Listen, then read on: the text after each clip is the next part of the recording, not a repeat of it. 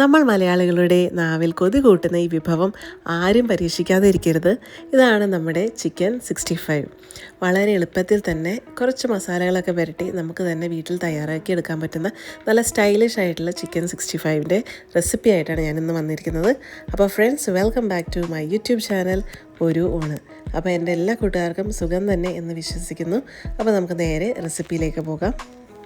ഞാനിവിടെ 1 കിലോ ചിക്കനാണ് എടുത്തിട്ടുള്ളത്. നന്നായിട്ട് കഴുകി മീഡിയം സൈസിൽ കട്ട് ചെയ്ത് ഇച്ചിരി ഉപ്പും ഇച്ചിരി മഞ്ഞൾപ്പൊടിയൊക്കെ ചേർത്ത് ഞാനൊരു 15 മിനിറ്റ് മാരിനേറ്റ് ചെയ്ത് വെച്ചിട്ടുണ്ട് കേട്ടോ.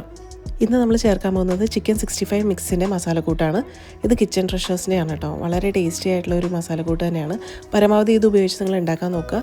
അതിൻ്റെ ഒരു രുചി വേറെ തന്നെയായിരിക്കും. അപ്പോൾ നമ്മുടെ മസാലക്കൂട്ട് തയ്യാറാക്കാൻ ആദ്യം തന്നെ ഒരു ചെറിയൊരു മിക്സി ജാർ എടുക്കും. ഇതിലേക്കൊരു കോഴിമുട്ട പൊട്ടിച്ചൊഴിക്കാം. ഇനി ഇതിലേക്ക് 2 ചെറിയ കഷ്ണം ഇഞ്ചിയും 5 അല്ലി വെളുത്തുള്ളിയാണ് ഞാൻ ഇടുന്നത്. ഇഞ്ചി വെളുത്തുള്ളി പേസ്റ്റ് ഉണ്ടെങ്കിൽ അതായിരിക്കും കുറച്ചുകൂടി നല്ലത് കേട്ടോ. 2 അല്ലി ഇഞ്ചിയും 5 അല്ലി വെളുത്തുള്ളിയും കൂടി ഞാൻ ഇട്ടിട്ടുണ്ട്. ഇനി ഇതിലേക്ക് നമ്മുടെ കബാബിൻ്റെ മിക്സ്, നമ്മുടെ ചിക്കൻ 65ൻ്റെ മിക്സ് ഞാനൊരു 4 ടേബിൾ സ്പൂണോളം ചേർത്തിട്ടുണ്ട്. ഇനി ഇതിലേക്ക് ചേർക്കാനുള്ള മസാലകളൊക്കെ ഞാനൊരു പാത്രത്തിൽ എടുത്തിട്ടുണ്ട്.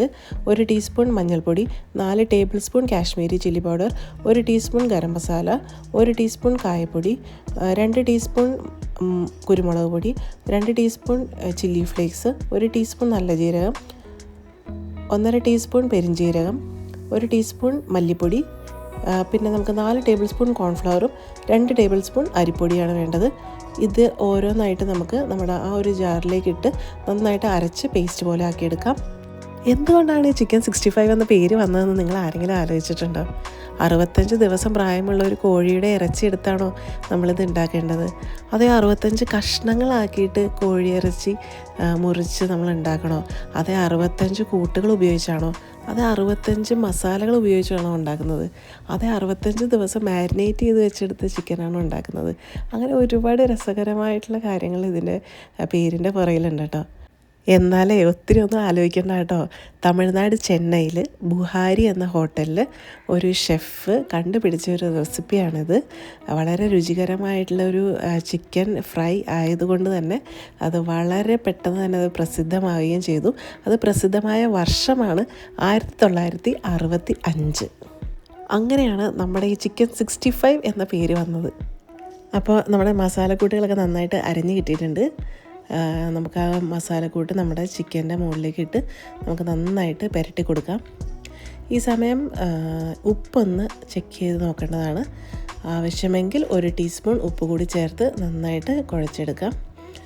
എല്ലാ കഷ്ണങ്ങളിലെയും എല്ലാ ഭാഗത്തും എത്തുന്ന രീതിയിൽ നന്നായിട്ട് കുഴച്ചെടുക്കാം. ഇനി നമുക്കിതിലേക്ക് ചേർക്കാനുള്ളത് നാരങ്ങ നീരാണ്. ഞാനിവിടെ ഒരു പകുതി നാരങ്ങ നീരാണ് ഇതിലേക്ക് ഒഴിക്കുന്നത്. നാരങ്ങ നീരില്ല എന്നാണെങ്കിലും കുഴപ്പമില്ല. വിനാഗിരി 1 ടീസ്പൂൺ ചേർത്താൽ മതിയാവും. അതിനുശേഷം ഇത് നന്നായിട്ട് കുഴച്ച് കൂട്ടിയതിന് ശേഷം നമുക്കിത് ഒരു അരമണിക്കൂർ ഫ്രിഡ്ജിൽ വെക്കാം. ഫ്രീസറിലല്ല, ഫ്രിഡ്ജിലാണ് വെക്കേണ്ടത്. നന്നായിട്ട് ടൈറ്റായിട്ട് അടച്ച് വെച്ച് നമുക്കിത് ഫ്രിഡ്ജിലേക്ക് വെക്കാം. അതല്ലാന്നാണെങ്കിൽ ഒരു 15 മിനിറ്റ് പുറത്ത് വെച്ചാലും മതിയാവും കേട്ടോ. ഞാനിപ്പോൾ ഇവിടെ ഒരു അരമണിക്കൂർ ഫ്രിഡ്ജിലേക്ക് വെക്കുകയാണ്.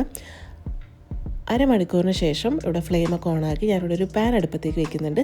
അതിലേക്ക് നമുക്ക് ആവശ്യത്തിനുള്ള ഓയിൽ ഒഴിക്കാം. ഞാനിവിടെ സൺഫ്ലവർ ഓയിലാണ് എടുക്കുന്നത്.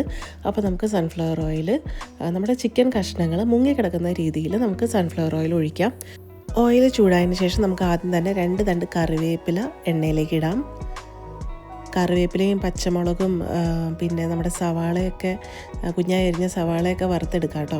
ഞാനിവിടെ ഇപ്പോൾ 2 തണ്ട് കറിവേപ്പില വറുത്ത് എടുത്തതിന് ശേഷം അതിൻ്റെ മുകളിലേക്ക് ഞാൻ നമ്മുടെ ചിക്കൻ മസാലയൊക്കെ പുരട്ടി വെച്ച ചിക്കൻ ഓരോ കഷ്ണങ്ങളായിട്ട് ഇടുകയാണ്. പരമാവധി ഇത് ഒരുമിച്ച് ഇടാതിരിക്കുക, ഓരോ കഷ്ണങ്ങളായിട്ട് തന്നെ ഇടുക. ഇനി ഇതിൻ്റെ മുകളിലേക്ക് ഒരു കുഞ്ഞ് സവാള സ്ലൈസ് ചെയ്ത് കൂടി ഞാൻ ഇട്ട് കൊടുക്കുന്നുണ്ട്. അതിനുശേഷം നമ്മുടെ ഒരു ഭാഗം നന്നായിട്ട് വെന്ത് കഴിയുമ്പോൾ നമുക്കിത് മറിച്ചിട്ട് കൊടുക്കാം. ഞാനിപ്പോൾ ഈ ഒരു റെസിപ്പിയിൽ ഫുഡ് കളർ ആഡ് ചെയ്തിട്ടില്ല. 1 ഡ്രോപ്പ് റെഡ് കളർ ആഡ് ചെയ്യുകയാണെങ്കിൽ നല്ല നിറത്തിൽ തന്നെ നമുക്ക് ചിക്കൻ 65 നല്ല റെഡ് കളറിൽ തന്നെ നമുക്ക് കിട്ടും. പരമാവധി മീഡിയം ഫ്ലെയിമിൽ തന്നെ വെച്ച് നമുക്ക് വറുത്തെടുക്കാനായിട്ട് ശ്രമിക്കണം. അപ്പോഴാണ് അതിൻ്റെ പുറത്തെ കോട്ടിങ് നന്നായിട്ട് വെന്ത് അതുമാത്രമല്ല ചിക്കൻ നല്ല സോഫ്റ്റായിട്ട് കിട്ടുകയും ചെയ്യും. എല്ലാവർക്കും ഒരേപോലെ ഇഷ്ടപ്പെടുന്നത് തന്നെയാണ് കേട്ടോ ഈ ചിക്കൻ 65. കുട്ടികൾക്കാണെങ്കിലും മുതിർന്നവർക്കാണെങ്കിലും നമ്മൾ ഹോട്ടലുകളിലൊക്കെ ചെന്ന് കഴിഞ്ഞാൽ നമ്മൾ മിക്കവാറും ഇത് ഓർഡർ ചെയ്യാറുണ്ടല്ലേ. അപ്പോൾ അത് നമുക്ക് വീട്ടിൽ തന്നെ തയ്യാറാക്കാൻ പറ്റുമെങ്കിൽ അതായിരിക്കും കൂടുതൽ നല്ലത്. അപ്പോൾ ഫ്രണ്ട്സ്, ഇന്നത്തെ ചിക്കൻ 65ൻ്റെ റെസിപ്പിയും വീഡിയോ ഒക്കെ എല്ലാവർക്കും ഇഷ്ടമായെങ്കിൽ കൂട്ടുകാർക്കൊക്കെ ഷെയർ ചെയ്ത് കൊടുക്കാനായിട്ട് മറക്കരുത് കേട്ടോ. അതുമാത്രമല്ല, നിങ്ങളും ഈ റെസിപ്പി ഒന്ന് ട്രൈ ചെയ്ത് നോക്കുക. വീഡിയോ ഇഷ്ടമായെങ്കിൽ ലൈക്കും കമൻറ്റും ചെയ്യാനായിട്ട് മറക്കരുത്. കൂടാതെ സബ്സ്ക്രൈബ് ചെയ്യാതെയാണ് ചാനൽ കാണുന്നതെങ്കിൽ ഉറപ്പായും സബ്സ്ക്രൈബ് ചെയ്തിട്ട് ബെൽ ബട്ടൺ പ്രസ് ചെയ്യാനായിട്ട് മറക്കല്ലേ. അങ്ങനെ ഒരു 9 മിനിറ്റിനുള്ളിൽ തന്നെ നമുക്ക് നന്നായിട്ട് വറുത്തെടുക്കാൻ പറ്റും. അപ്പോൾ നമുക്കിത് വറുത്ത് കോരി ഒരു പാത്രത്തിലേക്ക് മാറ്റാം. വറുത്ത് കോരുമ്പോൾ ആ മണം ഉണ്ടല്ലോ, അത് പറഞ്ഞറിയിക്കാൻ പറ്റില്ല കേട്ടോ. അത്രയും നല്ല മണവും പിന്നെ ആ ടേസ്റ്റും അതുപോലെ തന്നെയാണ്. വളരെ സ്പെഷ്യലായിട്ടുള്ളൊരു ടേസ്റ്റ് തന്നെയാണ് കേട്ടോ. അപ്പോൾ ഇതിപ്പോൾ നമുക്ക് ചോറിൻ്റെ കൂടെയോ ചപ്പാത്തിയുടെ കൂടെയോ ഒക്കെ കഴിക്കാവുന്നതാണ്. അത് മാത്രമല്ല, ഇപ്പം നമുക്ക് ടൊമാറ്റോ സോസിൻ്റെ കൂടെ മാത്രം നമുക്ക് കഴിക്കാവുന്നതാണ്.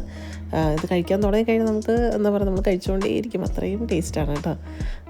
അപ്പോൾ എല്ലാവരും ഈ ഒരു റെസിപ്പി ട്രൈ ചെയ്യാനായിട്ട് മറക്കണ്ട. ഞാനിപ്പോൾ ഒരു ആദ്യ പകുതിയാണ് ഇവിടെ വറുത്തെടുത്തത്. അപ്പോൾ രണ്ടാമത്തെ പകുതി കൂടി ഞാൻ വറുത്തെടുക്കുന്നുണ്ട്. അപ്പോൾ അതൊന്നും ഞാനിതിൽ മുഴുവനായിട്ടും കാണിക്കുന്നൊന്നുമില്ല. അപ്പോൾ ഇന്നത്തെ എൻ്റെ റെസിപ്പിയും എൻ്റെ വീഡിയോ ഒക്കെ ഇഷ്ടമായി എന്ന് പ്രതീക്ഷിക്കുന്നു. അപ്പോൾ നമുക്ക് മറ്റൊരു വീഡിയോയിൽ വീണ്ടും കാണാം. അപ്പോൾ എല്ലാവർക്കും share happiness, stay healthy and thanks for watching my video.